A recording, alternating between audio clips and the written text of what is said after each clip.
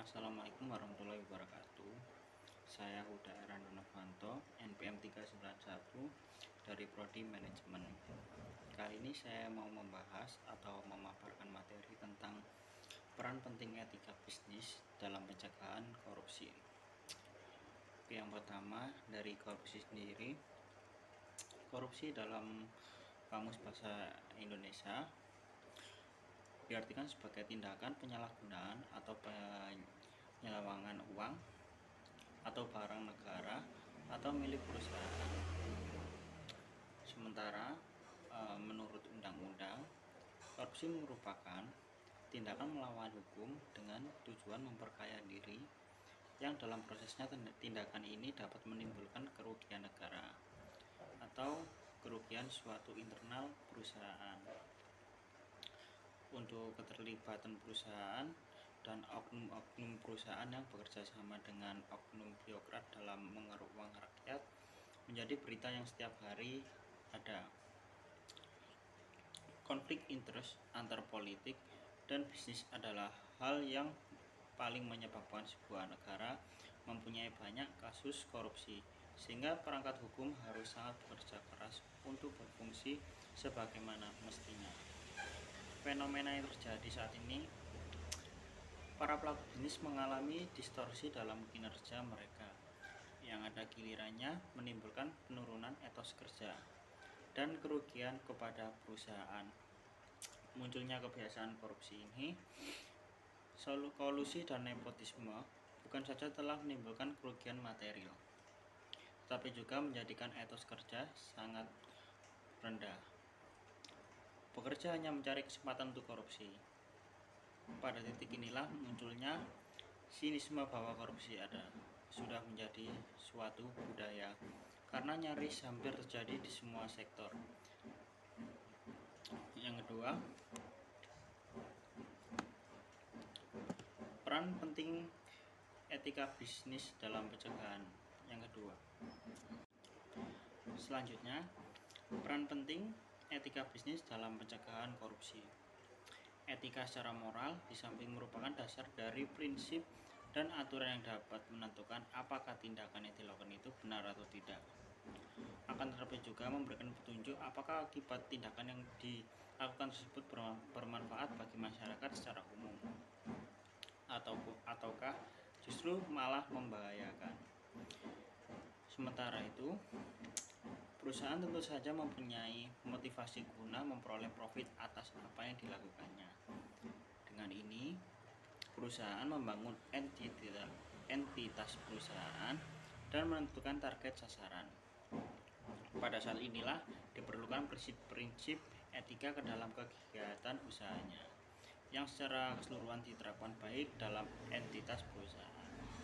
Dalam menetapkan secara bisnis, membangun jaringan dan stakeholder, maupun dalam upaya pengembangan diri, para pelaku usaha itu sendiri menerapkan prinsip-prinsip etika ini dalam jangka panjang, dengan diharapkan dapat tercipta suatu kegiatan bisnis yang beretika, tidak sekedar meraup keuntungan semata, tetapi juga ikut peduli terhadap lingkungan sekitar dan masyarakat. Korupsi bagaikan sebuah virus yang membuat manusia lemah menjadi semakin lemah, karena tidak mempunyai kekuatan nilai etika dan moral yang secara konsisten dapat diterapkan. Sejak kecil, hampir semua orang diajarkan tentang sebuah nilai bahwa mencuri adalah perbuatan tidak benar atau tidak baik. Namun saat dewasa, semuanya tergantung pada kita. Apakah kita akan mempertahankan nilai-nilai tersebut ataukah membuangnya dengan alasan tertentu. Sehubungan dengan korupsi, etika kemudian lahir sebagai alat kontrol dalam menjalankan sebuah perusahaan. Hal ini dikarenakan seperangkat nilai yang kemudian diyakini untuk dipegang teguh dalam setiap tindakan laku karyawan dan pemilik perusahaan. Dalam menanamkan etika bisnis kepada karyawan, harus melalui peraturan yang tidak melihat dari perspektif tunggal atau hanya menawarkan satu solusi dari masing-masing masalah yang berkenaan dengan etik. Pengambilan keputusan harus berdasarkan pada fakta, dugaan, dan pertimbangan etis yang tajam. Hal tersebut dapat tercapai melalui pelatihan atas yang berpikir yang unggul dalam menghadapi berbagai situasi. Selanjutnya, pelatihan etika bagi perusahaan yang menggunakan metode pendekatan integritas. Yang pertama, menyediakan rasionalisasi dan ide bagi karyawan untuk partisipasi secara efektif dalam proses pengambilan keputusan beretika. Yang kedua, membantu karyawan untuk peka terhadap lingkungan dengan menyeleksi prioritas etika. Yang ketiga, memberikan saksi yang sesuai terhadap pelanggaran etik. Yang keempat, menyiapkan karyawan untuk melaporkan apabila terdapat praktik bisnis yang tidak memenuhi standar etika. Dan yang terakhir, meningkatkan efektivitas dan meneguhkan moral karyawan dalam menjalankan aktivitas bisnis. Untuk kesimpulan pada materi ini tentang peran penting etika bisnis dalam pencegahan korupsi, kesimpulannya, pembangunan ekonomi yang terus dilakukan oleh pemerintah memerlukan partisipasi aktif dari semua komponen bangsa, baik itu kalangan dunia usaha maupun masyarakat pada umumnya. Keikutsertaan segenap komponen bangsa dalam proses pembangunan akan efektif apabila disertai dengan good governance. Dengan penegakan good governance akan tercipta masyarakat yang tertib, dunia usaha yang berhasil, dan aparatur penyelenggara negara yang dapat mengembangkan amanatnya dengan baik.